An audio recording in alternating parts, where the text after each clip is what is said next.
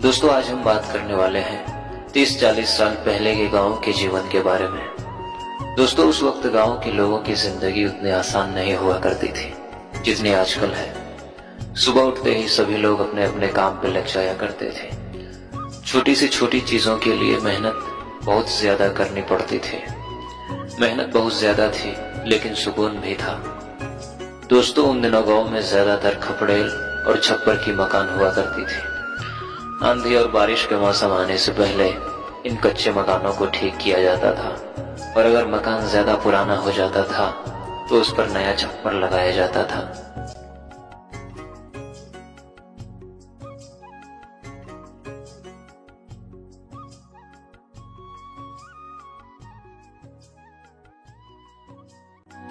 और दोस्तों उन दिनों खेती का सारा काम बैलों के द्वारा ही किया जाता था। खेतों में हल देना, धान के पौधों को खेत तक ले जाना, खेतों में पानी देना, फसल की कटाई के बाद उसको घर लाना और फसल को तैयार भी बैलों के द्वारा ही किया जाता था। खेती के अलावा कहीं जाने आने के लिए बैलगाड़ी और शादी में बारात भी बैलगाड़ी से ही जाया करते थे। और दोस्तों उस समय गन्ने का रस भी बैलों के द्वारा ही निकाला जाता था। और दिन भर की थकान के बाद शाम को रेडियो पर विविध भारती की सुरीली तान मानो सारी थकान दूर हो जाती थी और बहुत ही खूबसूरत नजारा होता था। वो बुजुर्गों की लगी चौपाल, इधर उधर की बातें और आने जाने वाले लोगों को टोकना और चारा मशीन से घास को काटकर पशुओं को बड़े ही प्यार से खिलाना और थोड़ी सी पानी निकालने के लिए मेहनत बहुत ज्यादा करना। और दोस्तों उस समय गांव में अनाज इसी में रखा जाता था। ये मिट्टी से बनाया जाता है, इसे डेहरी बोलते हैं। इसमें अनाज बहुत दिनों तक सुरक्षित रहता था। और गांव में नदी में नहाने का मजा ही कुछ और होता था। गर्मी के मौसम में एक भी दिन नदी में नहाए बगैर नहीं गुजरता था।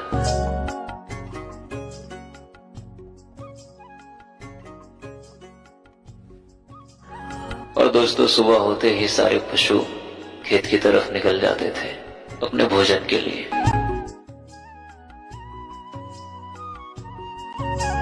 और दोस्तों रोज शाम के वक्त गांव में बाजार लगती थी। दिन भर काम करने के बाद लोग शाम को बाजार जाते थे सब्जियां खरीदने। वो शाम के वक्त लगने वाली बाजार का दृश्य ही कुछ और होता था। और दोस्तों ये छपरी का छोटा सा घर खेतों में बनाया जाता था ताकि यहाँ बैठकर सभी किसान अपने अपने खेतों की देखभाल कर सके। खुले मैदान में ठंडी हवाओं के बीच यहाँ बैठने का मजा ही कुछ और होता था। और दोस्तों कुछ इस तरह की हुआ करती थी पहले गांवों का रसोई घर, जो पूरी तरह से मिट्टी की बनी होती थी और बड़े बड़े चूल्हे को भी मिट्टी से बनाया जाता था। और दोस्तों इसे हंसिया बोलते हैं। गांव में सब्जियों को काटने के लिए इसी का प्रयोग किया जाता है। और दोस्तों गेहूं की फसल की तैयारी के बाद जो भूसा निकलता था उसको ऐसे ही भूसा घर में स्टोर किया जाता था गाय बैल और भैंसों को खिलाने के लिए। और दोस्तों गांव में जब भी कोई त्योहार आता था तो उसके पहले घर की सफाई की जाती थी और गीली मिट्टी से घर आंगन और घर की दीवार हर जगह पुताई की जाती थी। और पुताई के बाद घर आंगन सुंदर लगने लगता था।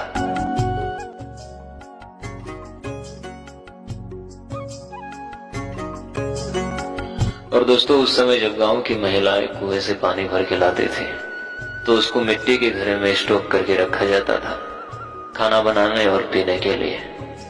और दोस्तों जब कुएं में बाल्टी गिर जाती थी तो उसको इसी कांटे से निकाला जाता था। इसको हर जगह अलग अलग नाम से जाना जाता है। आप लोगों के यहाँ इसे क्या बोला जाता है कमेंट में जरूर बताना। तो दोस्तों आज के लिए बस इतना ही।